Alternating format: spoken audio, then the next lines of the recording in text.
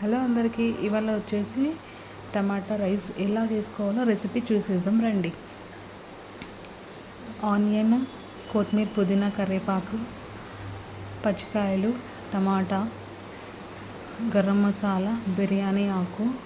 గరం మసాలాలు అంటే మనము లవంగా అవన్నీ ఉంటాయి కదా, మిక్స్ ఉంటుంది, అది తీసేసుకున్నాను నేను.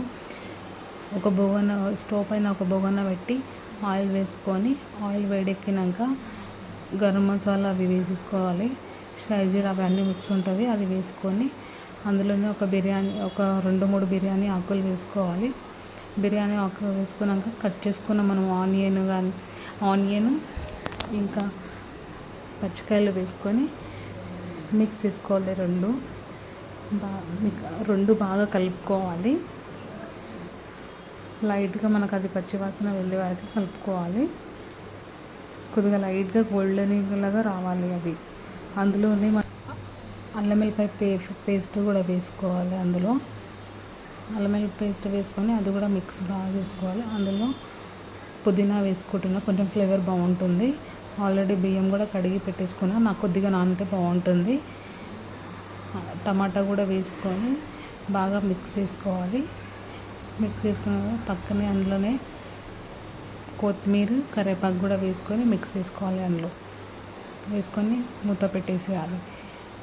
2 మినిట్స్కి కలుపుతూ ఉండాలి. అది మనం అడుగంటకుండా కలుపుతూ ఉండాలి. ఇలా మిక్స్ చేసుకోవాలి. చేసుకున్న తర్వాత దాన్ని కొంచెము అంతా పచ్చివాసన వెళ్ళే వరకు కలుపుకొని మనము మూత పెట్టేసేయాలి. మళ్ళీ మూత పెట్టేసి మళ్ళీ 2 మినిట్స్ తర్వాత ఒక 5 మినిట్స్ తర్వాత చూడాలి. మరి దానికి తగ్గట్టు కారము, పసుపు, ఉప్పు పక్కన తీసేసుకోవాలి. క్వాంటిటీ ఎంత కావాలి అంత. చూడండి, ఇలా ఆయిల్ పైకి తేలుతుంది కదా, అందులో మనము అప్పుడు ఈ కారము, పసుపు, ఉప్పుని ఇంట్లో వేసుకొని ఇది కూడా కలుపుకోవాలి. బాగా మిక్స్ చేసుకోవాలి. ఒకవేళ స్పైసీ మీకు కావాలంటే కూడా వేసుకోవచ్చు. నేను స్పైసీ కొద్దిగానే వేసుకుంటున్నాను. బాగా మిక్స్ చేసుకోవాలి.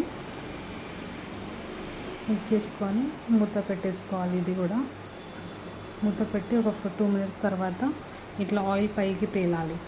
ఆయిల్ పైకి తేలిన తర్వాత వాటర్, ఒక గ్లాస్ రైస్కి నేను 2 గ్లాస్ వాటర్ అలా పోసుకుంటున్నా. వాటర్ బాగా మిక్స్ చేసుకోవాలి. అందులోనే మసాలాలన్నీ మిక్స్ చేసుకొని మూత పెట్టేసి ఒక 5 మినిట్స్ అలా చూస్తే ఇలా మరగాలి. వాటర్ మరిగిన దాంట్లో రైస్ని వేసుకోవాలి.